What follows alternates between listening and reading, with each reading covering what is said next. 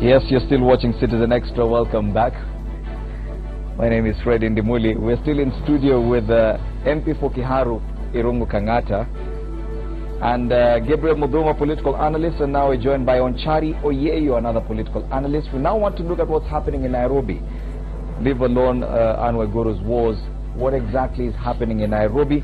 Now, yesterday we saw Mike Sonko, the Jubilee Party nominee for the race of Nairobi governor, unveiling his running mate, Polycarp Igathe, who until yesterday was the MD Vivo Energy, which is the company behind the Shell brand in Africa.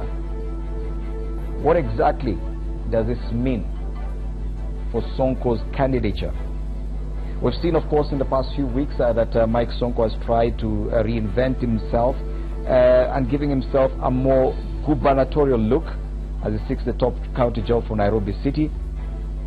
Now, what does Igathe's inclusion on the ticket mean for Sonko's candidature? Let's start there.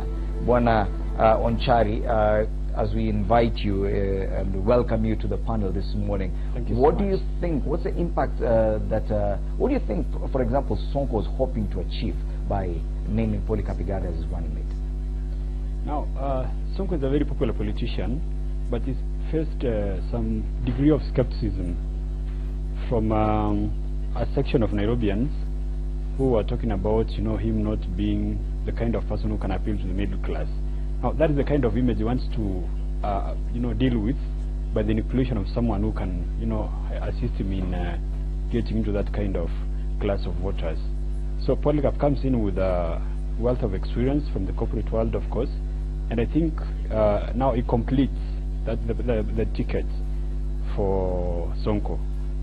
That is a very complementary pair, and I think Kidera has a problem. They're going to campaign very well, from what I was able to see yesterday as they, went to Islia and talked to Ananchi. So Sonko now becomes a different person. Of course, he was able to beat Peter in the nominations, which was expected, given his popularity. So the segment that was problematic in his appeal has now been taken care of by the inclusion of someone who can help deal with that kind of fear, or maybe let's call it skepticism. So he now comes out as the governor Nairobians have been looking for, who can solve problems for both the middle class and the slum dwellers, so to say. Of course, that unveiling was covered on Citizen TV yesterday. Want to watch that story before we continue the discussion in studio.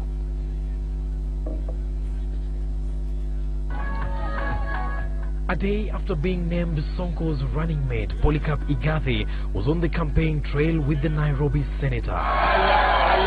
The duo addressing Nairobi residents in Isli and Muthurwa. Sonko promising to weed out corruption at City Hall should voters give him a chance to lead them as governor. Nyinyi wananchi wa Isili na wa Nairobi kwa jumla, you are the highest taxpayers, watu wa Nairobi hapa. Muna deserve kuwa na mji msafi. Mji ambao hauna msongamano wa magari, mji ambao hauna shida ya drainage, mji ambao hauna shida ya maji. Kura ya Jubilee, kura ya Jubilee, kura ya Jubilee. Deputy President William Ruto, who accompanied the two, lashed out at the incumbent Evans Kidero for mismanaging the capital's affairs. Mbele nyuma, kulia na kushoto, juu chini, kwa vyovyote, Nairobi hii itasimamiwa na Jubilee. Earlier at the Jubilee headquarters, Igathe revealed that after a rigorous interview that saw him emerge victorious out of 11 candidates, he has a transformative agenda for Nairobi. It's to make Nairobi clean and bright, to make Nairobi safe and secure, to make Nairobi livable and hospitable. Igathe's entry into the Nairobi political arena effectively locks out Bishop Margaret Wanjiru from the Jubilee ticket. Sonko had earlier indicated that he had a pact with Wanjiru in which whoever trumped at the nominations would name the other as a running mate. Hassan Mugambi, Citizen TV. Yes, and the question is, did we expect anything like this from Sonko, that he could go for a CEO or an MD of a blue chip company, Irungu Kangata? Was it predictable that he would try and do something like this, trying to give a different face to his tickets?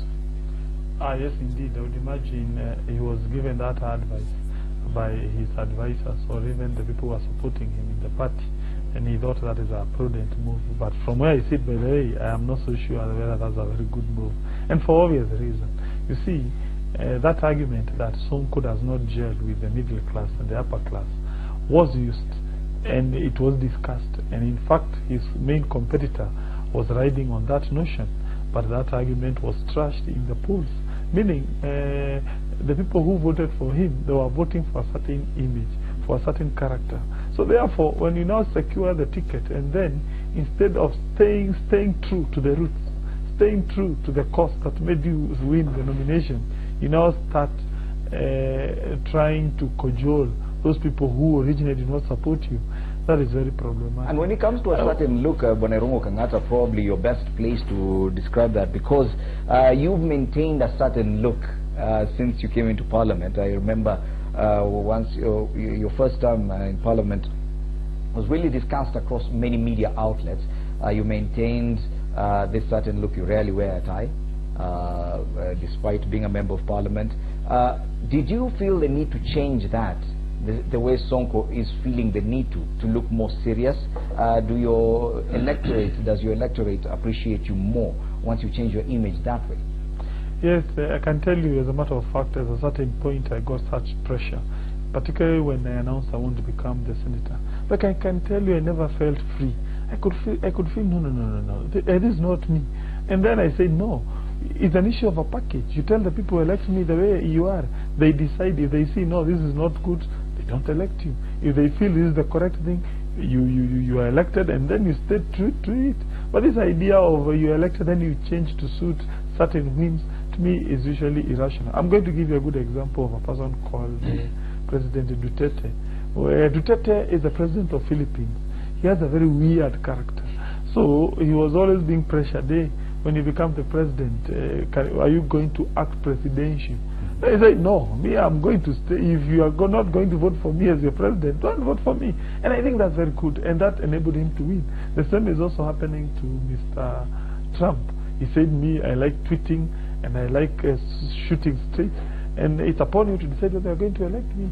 To me, that is usually a better and more authentic way of dealing with politics, as opposed to this idea where you now start trying to conform to some aspiration of a few, whose aspiration, by the way, they were rejected in the polls. That argument was taught to the populace. And then so you feel Sonko is misguided by trying to change his image to look the way he is and trying to reinvent himself by bringing in a more serious look to his ticket? You feel he's totally misguided? Well, no, I don't want to say he's misguided. I don't want to say it is not good, but I'm telling him to be very cautious. In politics, it is usually good. Even alone politics, in life, you need to stay true to that which you believe is the correct thing, and never be ashamed of who you are. You may be a person who dresses this way, who thinks this way, and if at all you have been elected based on, and people knowing your kind of character, stay true to it. Yes. And then this idea of trying to change to fit into other people's characterization of you, I don't think that's good leadership. And in any event, maybe that's why people elected him, ab initio. Yes. 3-4 months to the elections, Gabriel Muthuma, don't you think the Nairobi electorate can see it through Sonko? This new Sonko in ties and suits and clean-shaven hair, and now bringing in a different look, a more serious-looking MD onto the ticket. Do you think the electorate in Nairobi can actually see through Sonko? On that, I think we have to wait and see. But let me begin by saying there's something that comes out. Sonko began by actually preempting the list of candidates that he wanted to join him, as a governor. And I remember Polycarp Igathe was among those people in that particular list. I think he put it on his Facebook. I think he may have tweeted those names, and I think he may have used other, other blogs in the WhatsApps and what have you. And for him to settle for Polycarp Igathe, I think what he's trying to do, he's bringing in a novice in politics, but somebody who has made it in the corporate world. I mean, Polycarp is a brilliant guy. He's very good. He's taken Vivo into other heights. But really, I think what Nairobians want to see, and Wanjiku in particular, to an extent may not be a change of clothing and a change of hairstyle I don't think that may suffice in helping him gain any votes. Probably what they want to see is a change in personality and really somebody they can trust. They can, you know, he can take the city forward from, you know, the craziness that we have seen Nairobi become, and to all the promises that he's been giving. But again, Fred, there's something I want you to look at. What we saw, the crowds. I think you can play that recording again. The crowds we saw in Isili, they were not that enthusiastic. If you may, if you see, they only got a little bit rowdy when the DP took the microphone to speak. And these were the things we were discussing yesterday. Why is Isili still not feeling? Sonko and the residents of Isili, and I think the Somali community in general, they've had issues when he brought the hawkers back in Isili. So that is, I think, a vote constituents that he has to really fight hard for. Now, bringing Polycarp together, he could have gotten it right. But again, people are still complaining that there is no gender representation. Again, a woman was left out. So the people who are feeling Bishop Margaret Wanjiru would have become an ideal candidate, and I think they are in for a shocker. But the fact that he has brought somebody who can, Fred, this one has to be said clear, who can make policy, I think that's a good mark for him. But someone with zero credential when it comes to politics, he's never been in politics at all. You're saying the issue of gender. Banonchari Oyeyo, do you think Sonko could have done better, probably in choosing his running mate, that he could have done better than Polycarp Igathe, probably choose a female running mate, or someone who has at least some political experience plus some intellect in terms of policy formulation? Well, I think in politics, one of the mistakes people make is trying to impress everybody. It's not possible. Now, when it comes to Margaret Wanjiru, people have talked about a pact which they had, that is before the elections, before the nominations.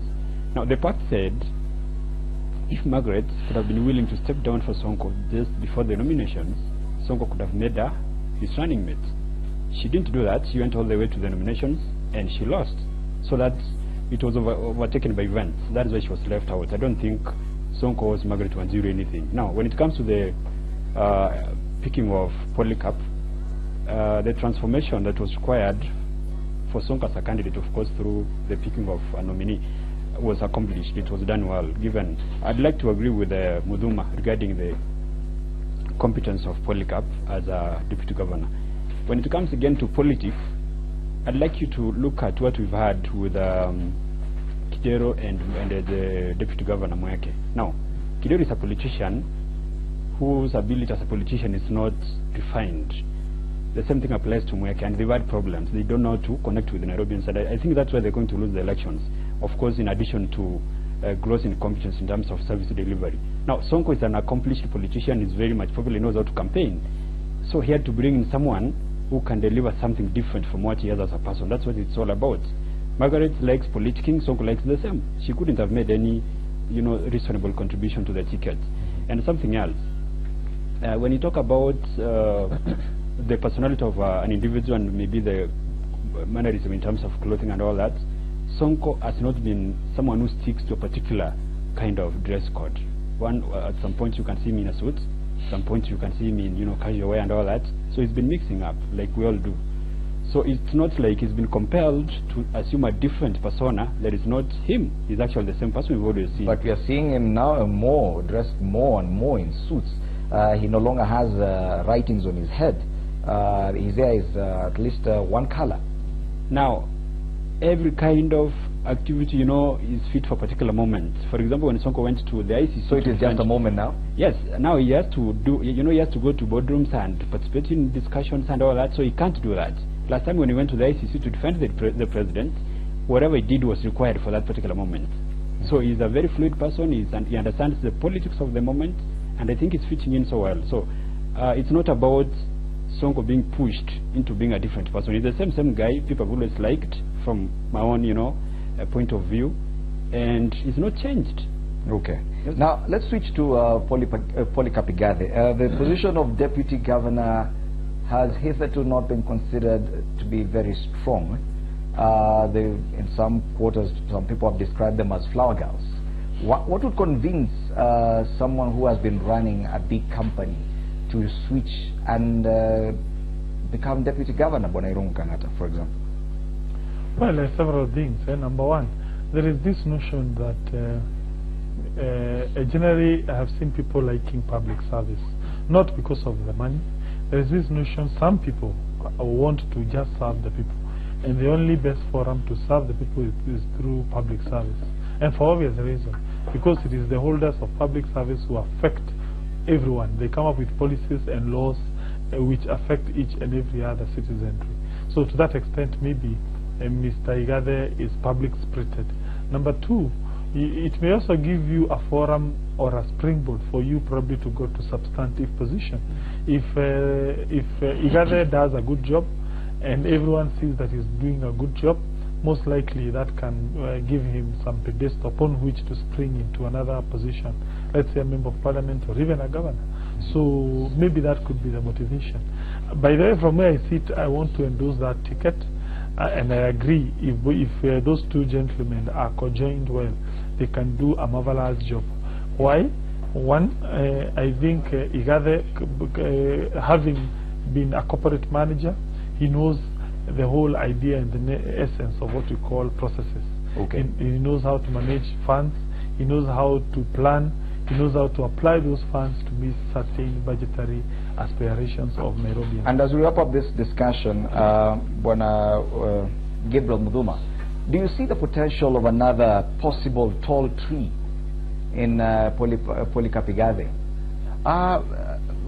You know, again, on that one we have to wait and see. But I'll agree to a very big extent with what Mheshimiwa Kang'ata is saying, that as you're starting out and you're starting to build yourself, you're gaining the the confidence that's required to deal in public service, and people see what you're doing. Again, it can open up for him to go to a higher office. He actually, I mean, using your words, he can become he can grow into a taller tree.